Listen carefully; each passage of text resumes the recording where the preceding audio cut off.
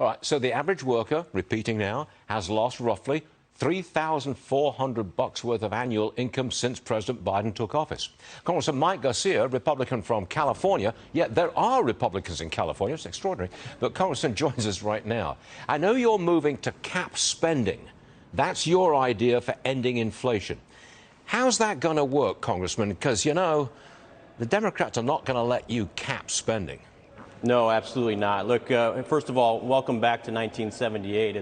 It's uncanny, the remarkable parallels that we see today versus what we saw in 1978. We got record high debt, record high inflation. We've got Americans stranded overseas still, and we've got two invertebrate presidents in both those time frames occupying the Oval Office. Look, we've got to curb spending. It's not a coincidence how we got here. This is just physics with dollar signs. Four major reasons we're here. The spending that you talked about, Stuart, is one of them. This is about $7 trillion in money supply put onto the streets in the last 2 years. We've got a Fed who's kept rates too low for too long, who's burying his head in the sand and lying to American people about this inflation problem, calling it transitory and temporary. We've got a president who has started a war on domestic oil but is now kowtowing to foreign oil supplies like Saudi Arabia. And we've got Congress who just continues to spend. So this Inflationary Protection Act that I'm pushing basically requires Congress to stop spending if inflation rates, the CPI or PPI, get above 4.5%. It requires Congress to hit pause on all new spending. There's a couple exceptions for national security, but this is the type of behavior that we've got to start changing right away. You do that. If you stop that extra spending on childcare, for example, or forgiving student loans, if you stop that, you're going to be seen as mean-spirited, and they come right after you.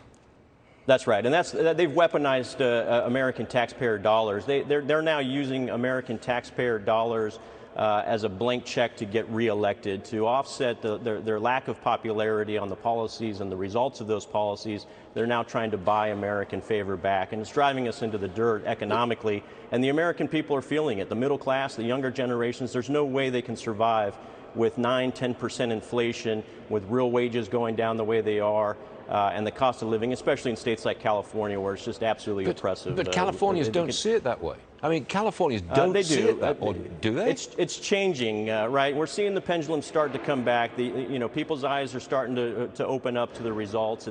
This isn't about parties. This isn't about Republicans versus Democrats anymore. This is about survival. And when you start seeing these types of movements in the economy, when you start seeing the markets crash, you see 30% reductions in your 401ks, and then you see the price increases, the loyalty to the party goes down and the loyalty to your own survival goes up. And I trust Americans nationwide are experiencing that, but also in California, the voters are starting to pay attention. Well, you raise a good point there, Congressman. 100 million Americans have a connection to the stock market, usually through their 401ks, their IRAs.